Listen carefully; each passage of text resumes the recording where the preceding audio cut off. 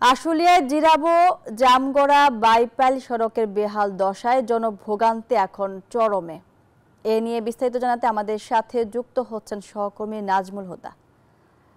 নাজমুল, সড়ক সংস্কারে কোনো পদক্ষেপ নিয়েছে কিনা, আপনার কাছে কোনো তথ্য আছে কি, এমন জানাবেন।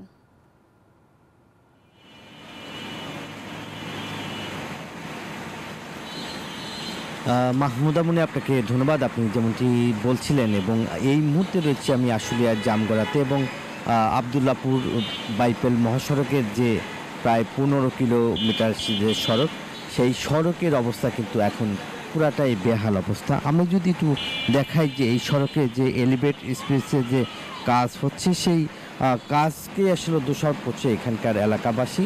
এবং এই যে সড়কটি একটি গুরুত্বপূর্ণ সড়ক, এবং যেহেতু আশুলিয়া ইপিজেড, এবং প্রতিদিন প্রায় কয়েক লক্ষ শ্রমিক বা কয়েক লক্ষ পরিবহন কিন্তু প্রতিদিন যাতায়াত করে, এবং এই সড়কটি কিন্তু আপনার 15 থেকে 16 কিলো কিন্তু খানাখন্দে দীর্ঘদিন ধরে কিন্তু মানুষের ভোগান্তি, এবং যারা চালক রয়েছে এবং যাত্রীরা রয়েছে তারাও ভোগান্তির শিকার হচ্ছে। এবং উত্তরা পশ্চিম হয়ে এবং আশুলিয়ার শিল্প অঞ্চলের এই এলাকায় যেসব ভারী মানে কাঁচামাল বহন, যেসব ভারী যানবাহন চলাচল করে, এবং দীর্ঘ যানজটের একটা চিত্র এই এলাকার আসলে প্রতিদিনই, যেহেতু এলিভেট এক্সপ্রেসের যে কাজ, সেই উন্নয়নের কাজ হচ্ছে, যার ফলে আসলে দুষছেন এখানকার এলাকাবাসী। এবং আমরা যদি একটু দেখাই যে এই জিরাবো নরসিংহপুর জামগড়া ইউনিক, এবং এই এলাকায় কিন্তু চোখে পড়ার মতো এবং বড় বড় খানাখন্দে এবং দীর্ঘ সময় কিন্তু যানজট হচ্ছে। এবং যেহেতু এই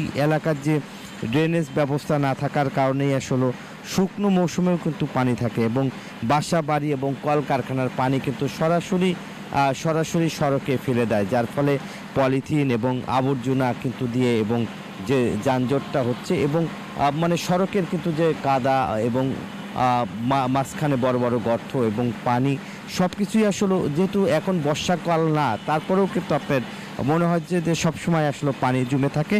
এই কারণে কিন্তু আসলে এখানকার মানুষের যে ভোগান্তি, সেই ভোগান্তি কিন্তু আসলে শেষ নেই। এবং এই অঞ্চলের মানুষ, যেহেতু নিম্ন আয়ের মানুষ সবচেয়ে বেশি, তারা আসলে যেহেতু পায়ে হেঁটেই তাদের কর্মস্থলে যেতে হয়, এবং সবসময় কিন্তু খানাখন্দ এবং গর্ত পানি থাকার কারণে তাদের। নাজমুল, আপনাকে ধন্যবাদ।